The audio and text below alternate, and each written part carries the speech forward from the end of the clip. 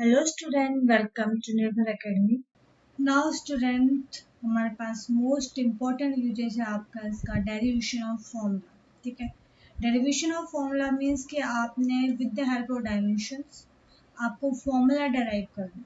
ठीक है, सो आप देख सकते हो कितने इंटरेस्टिंग इसके यूजेस हैं। एंड हम आगे इसके प्रैक्टिकल एप्लीकेशन भी करेंगे। जैसे practical application in the sense हम ऐसे ही क्वेश्चन और भी करेंगे, तो वहाँ से आपको और क्लियर पिक्चर मिलेगा कि किस तरीके से इसका हम यूजेस ले सकते हैं। So derivation of formula means कि using the same principle of homogeneity of dimension का सेम प्रिंसिपल यूज करना है। We can derive the formula of physical quantity, हमने फिजिकल क्वांटिटी का फॉर्मूला डेराइव करना है। Provided we know the factor on which the physical quantity depend, और बताना है कि जो आपका फिजिकल क्वांटिटी है किस पे आपका डिपेंड कर रहा है। ठीक है, तो अब हम इसका एप्लीकेशन लेके चलते हैं, तो आपको वहाँ पर क्लियर पिक्चर मिलेगा what is derivation of formula. Question है, क्वेश्चन है derive an expression for time period t of simple pendulum which may be depend on the mass of bob m, length of the pendulum l, and acceleration due to gravity g। तो आपने simple pendulum के बारे में अभी पढ़ा तो नहीं है, बट थोड़ा सा हम उसके बेस पे क्वेश्चन कर लेते हैं। हाँ, आप आगे पढ़ने वाले हो what is simple pendulum, what is time period, and what is the frequency of simple pendulum. ये सारी चीज़ें आप पढ़ने वाले, बट यहाँ पर आपका सिंपल से इसका हम डायमेंशन का एप्लीकेशन लेकर चल रहे हैं। तो बोला गया है टाइम पीरियड, कैपिटल टी लो या आप स्मॉल टी लो, तो मैंने इसमें लाइक ले लिया capital T. So capital T इसको मैं लिख सकती हूँ in term of mass of the Bob. तो मास ऑफ द बॉब ये ले लिया आपने m, इसकी पावर ले ली a। ठीक है, लेंथ ऑफ पेंडुलम ये ले लिया आपने l, इसकी पावर ले ली b, and acceleration due to gravity g की पावर c। जब भी आपको डिराइव करना होगा ना, तो कुछ इस तरीके से ही फॉर्मूला लिखना है। t is equal to m की पावर a, l की पावर b, c g की पावर c। ठीक है, इसको हमने एक्सप्रेशन मान दिया, फर्स्ट एक्सप्रेशन मिल गया। अब आपने इस एक्सप्रेशन का लेफ्ट हैंड साइड लेना है। लेफ्ट हैंड साइड क्या आपका t, और t का जो डायमेंशन रहेगा वो कितना रहेगा m0 t1, ये तो रहेगा इसका डायमेंशन। ठीक है, t क्या आपका टाइम पीरियड, और टाइम पीरियड का यही रहेगा m1 l1 l0 t1। ठीक है, नाउ m मास का डायमेंशन क्या होता है m, ये होगा, ये क्या रहेगा m1 l0 t0। ठीक है, ये क्या आपका राइट हैंड साइड हम स्टार्ट कर रहे हैं। राइट हैंड साइड में m है, फिर क्या आपका l। ठीक है, l का जो डायमेंशन रहेगा क्या रहेगा m0 l1 t0। ठीक है, फिर g का डायमेंशन क्या रहेगा m0, एक्सेलरेशन है तो l1 t माइनस 2। ठीक है, now we have to put m, l and g in equation first. So put dimensions of m, l and g in equation first हम पुट कर देंगे, तो क्या आ जाएगा t इज इक्वल टू, जो t का डायमेंशन भी पुट कर देते हैं यहाँ पर हम।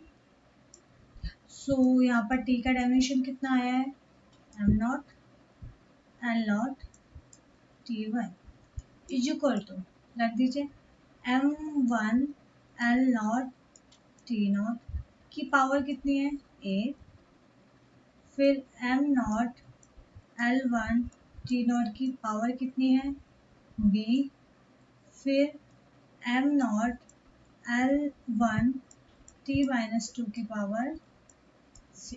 ठीक है, अब हम ले लेते हैं कि बेस सबका सेम ले लेते हैं राइट हैंड साइड में, एंड पावर्स को हम देखते हैं कि कैसा आपका चेंज हो रहा है। बेस हमने ले लिया लाइक एम। ठीक है, यहाँ पर क्या है 1 इंटू ए, ये क्या आ जाएगा ए, प्लस बी इंटू जीरो क्या आएगा जीरो, प्लस सी इंटू जीरो कितना आएगा जीरो, ये तो एम का हो गया पावर। फिर एल का, ए इंटू जीरो क्या आएगा जीरो, बी इंटू वन कितना आएगा बी, और सी इंटू वन कितना आएगा सी। अब ले लीजिए टी के term, a into zero zero, b into zero zero, c into minus two c तो क्या आएगा माइनस का टू सी। नाउ अब आप क्या कर सकते हो, compare left hand side with, क्या करना है यहाँ पर, नाउ कंपेयर फिजिकल क्वांटिटी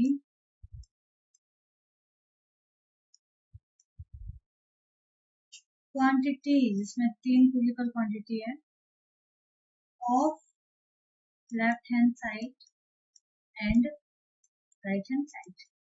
तो क्या आ जाएगा, कंपेयर कीजिए, m की पावर जीरो है, राइट हैंड साइड में m की पावर, यहाँ पर क्या था प्लस था, तो a प्लस जीरो कितना आएगा a, फिर l की power zero is equal to l की पावर कितना है b प्लस c, फिर t की power one equal to t की पावर कितना है माइनस का।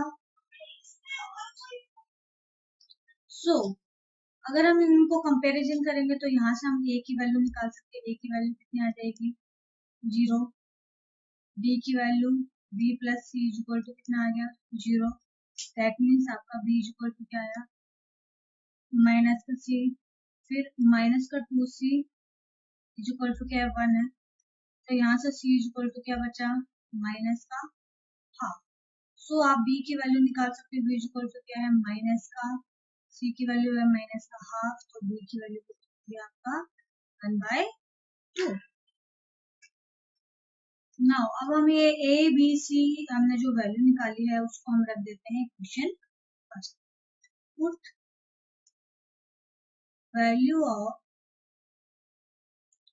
ए B and C in equation,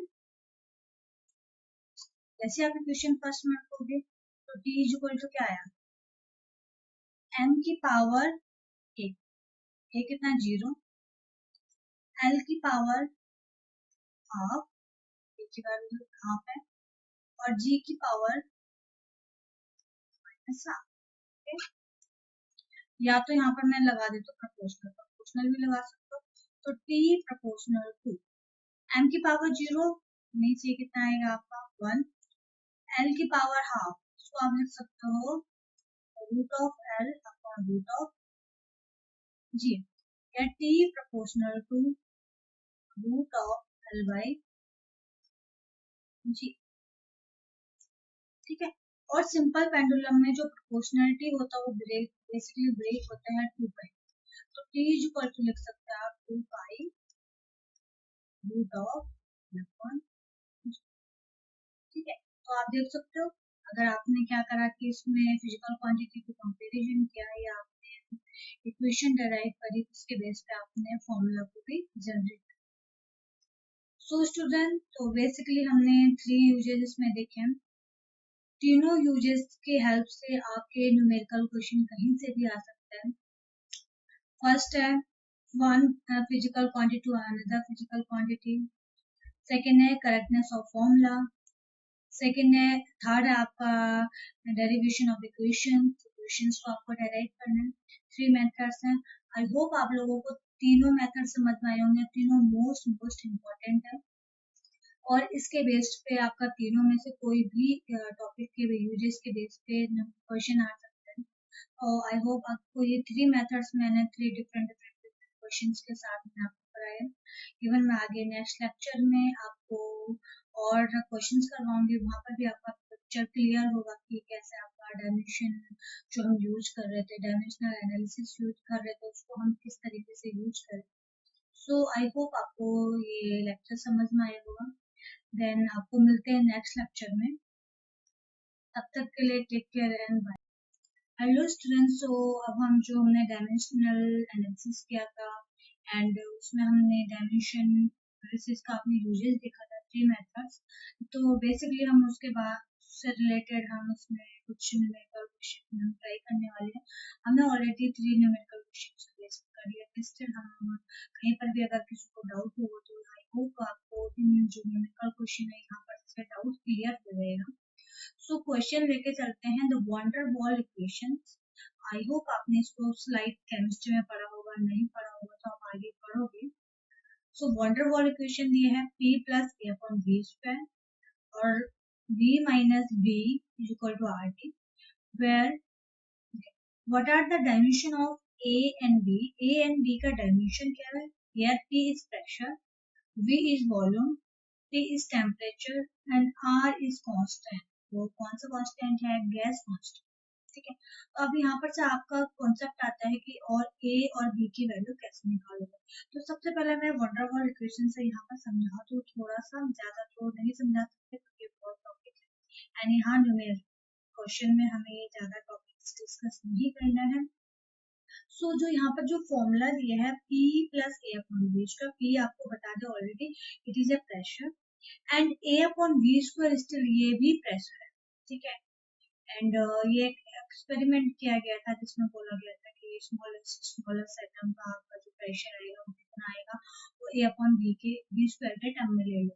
ठीक है, सिमिलरली जो दूसरा क्वांटिटी है बी माइनस बी, यहाँ बी बी के आपका वॉल्यूम है और बी के आपका यहाँ पर स्मॉलेस्ट एटम का आपका वॉल्यूम, तो दोनों के दोनों वॉल्यूम है। तो आप देख सकते हो इसमें दो तरीके का प्रेशर है आपका P plus A upon V square. And अगर मैं डायमेंशन की बात करूं तो डायमेंशन प्रेशर का जो डायमेंशन होगा आपका ए अपॉन वी स्क्वायर का भी वही डायमेंशन होगा। सो आप बोल सकते हो P is equal to A upon V square. ठीक है, ये डायमेंशन के लिए ले रहे हैं, अदरवाइज अगर आप बोलोगे तो ये कैसा है p plus A upon V square जो जीरो रखेंगे तो p इज इक्वल टू क्या आएगा? माइनस के अपॉन वी स्क्वायर। बट मैं यहाँ पर जीरो नहीं रख रही हूँ, मैं बता रही हूँ कि p का जो डायमेंशन आएगा ए अपॉन वी स्क्वायर का भी डायमेंशन वही आएगा क्योंकि ए अपॉन वी स्क्वायर भी क्या है आपका प्रेशर। ठीक है, सो यहाँ से अगर आप क्रॉस मल्टीप्लाई करो तो p into V square is equal to क्या आएगा? ये क्या हो गया आपका लेफ्ट हैंड साइड और ये क्या हो गया आपका राइट हैंड साइड। ठीक है, तो यहाँ से आप ए की वैल्यू को इजीली निकाल सकते हो कि अगर आपको पी की वैल्यू पता है, आपको बी की वैल्यू पता है, तो ए की वैल्यू को आप इजीली कैलकुलेट कर सकते हो।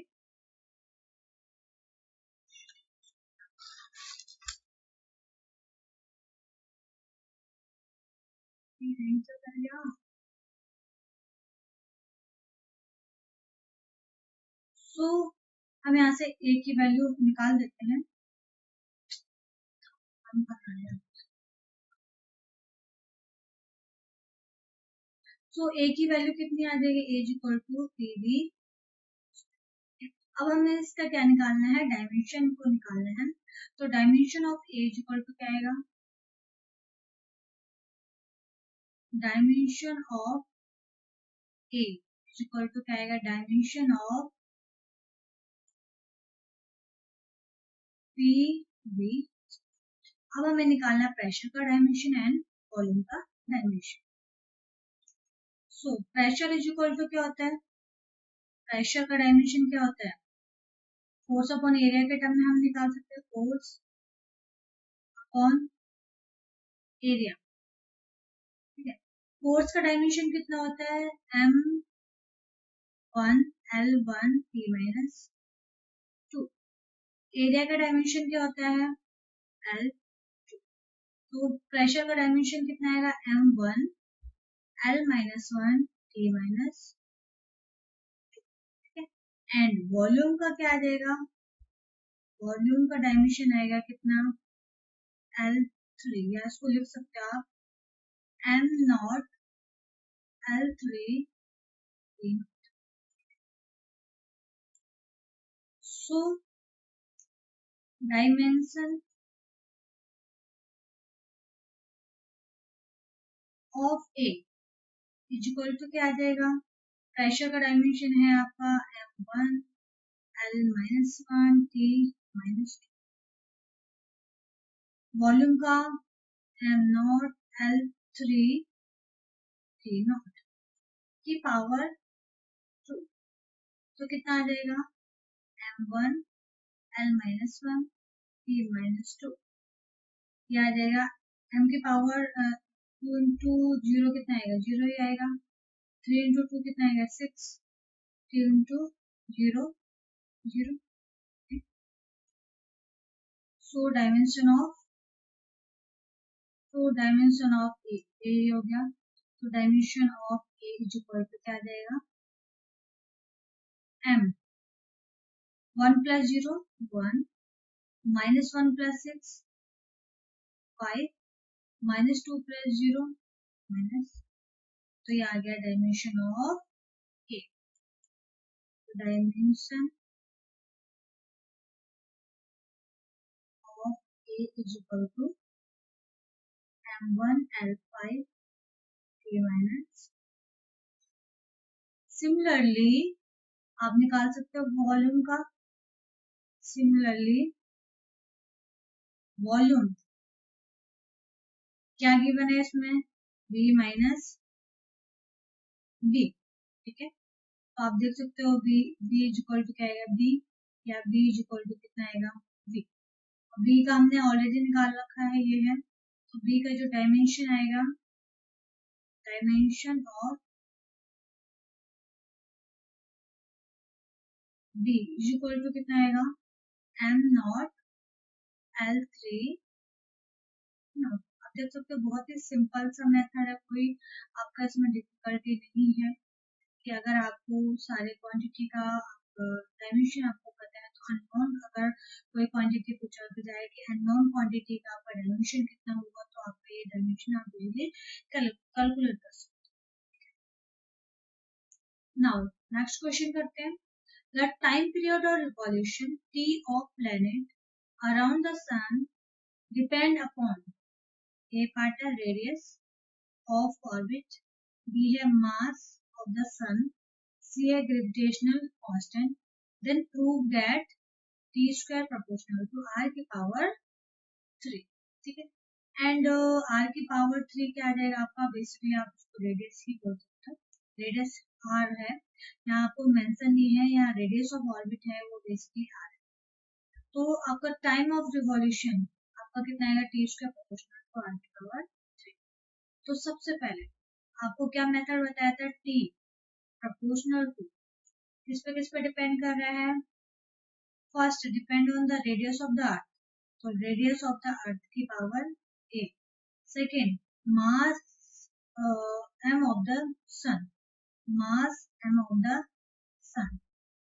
फिर ग्रेविटेशनल कांस्टेंट g पावर.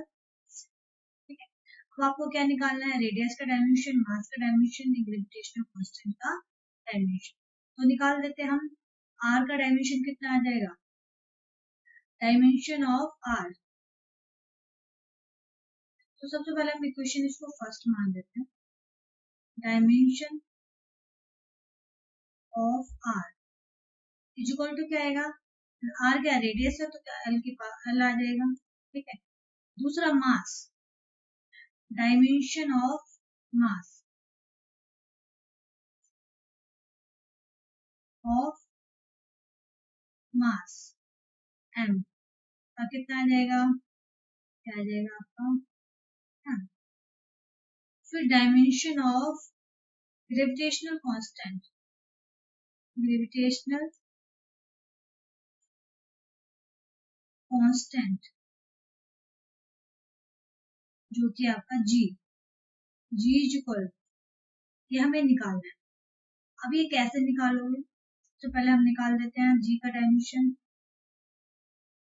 सो हम यहाँ पर से g की वैल्यू कैसे निकालेंगे, हमें पता है, हमें पता है f इज इक्वल टू क्या होता है, g m1 m2 upon r square. ठीक है, g का कैसे निकालेंगे, g is equal to f r square upon m1 m2. ठीक है, f का डायमेंशन क्या होता है, m1 l1 t minus two. R का रेडियस का स्क्वायर है तो L2 और डबल मास है तो क्या हो जाएगा M2। इसको सॉल्व करेंगे तो क्या आएगा M minus one L3 t minus. तो रख दीजिए ग्रेविटेशन कांस्टेंट का डायमेंशन कितना आया आपका जी का डायमेंशन।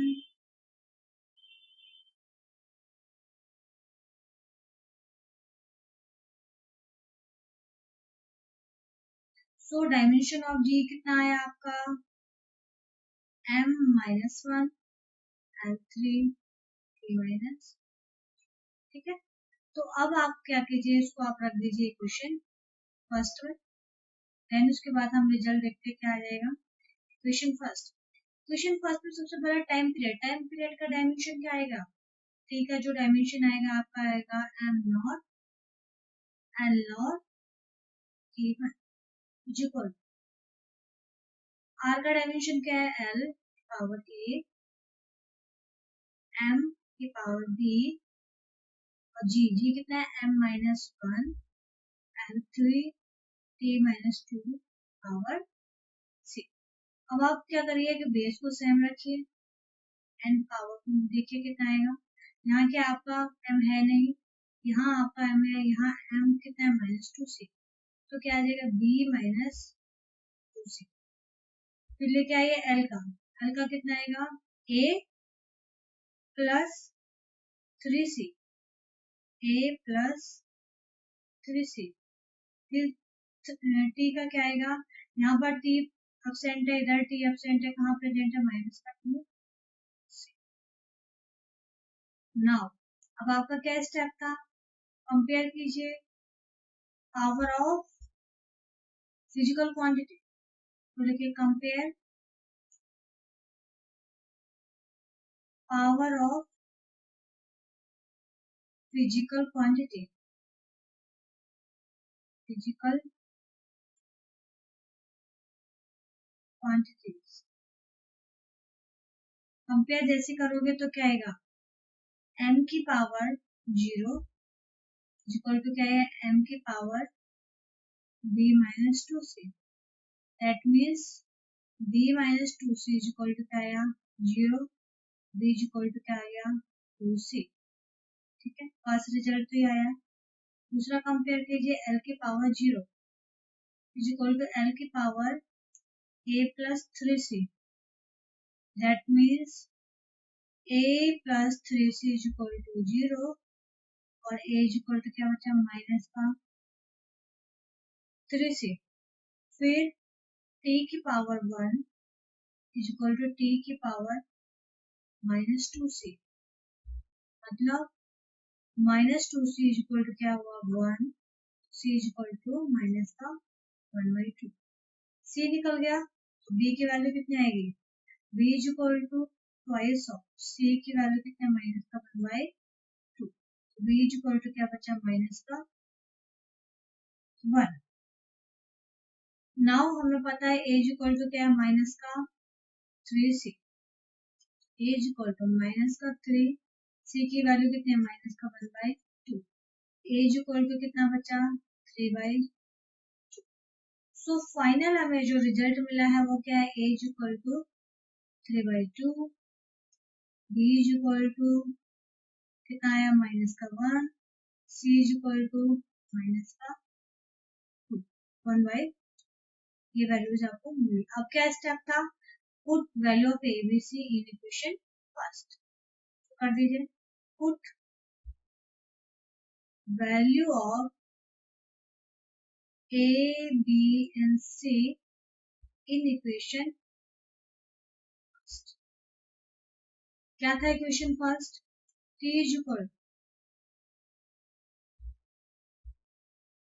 सो यहाँ इक्वल ना होकर हम प्रोपोर्शनल ले रहे हैं, क्या आर की पावर ए कितना है थ्री बाई टू। ठीक है, दूसरा क्या था आपका m पावर माइनस वन और g की पावर माइनस हाफ। एंड हमें पता है m के हाफ का यहाँ पर कांस्टेंट है क्योंकि वो वैल्यू आपकी चेंज नहीं हो रही है। ठीक है। जी भी क्या आपका कांस्टेंट है, ठीक है। तो आप यहाँ लिख सकते हो टी प्रोपोर्शनल टू केवल आर की पावर 3 बाई, ठीक।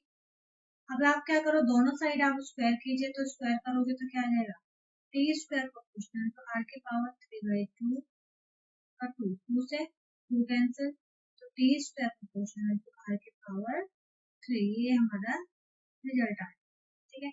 अब आप यहाँ पर ये कंफ्यूजन मत करना कि यहाँ पर मैंने ये m की पावर -1 g की पावर -12 क्यों छोड़ दिया और आगे हमने क्यों यूज किया, क्योंकि अगर वहां पर आप m और g को यूज नहीं करते तो यहाँ पर आपका ये डेफिनेशन जो वैलिडेट कर रहे थे वो वैलिडेट नहीं होता।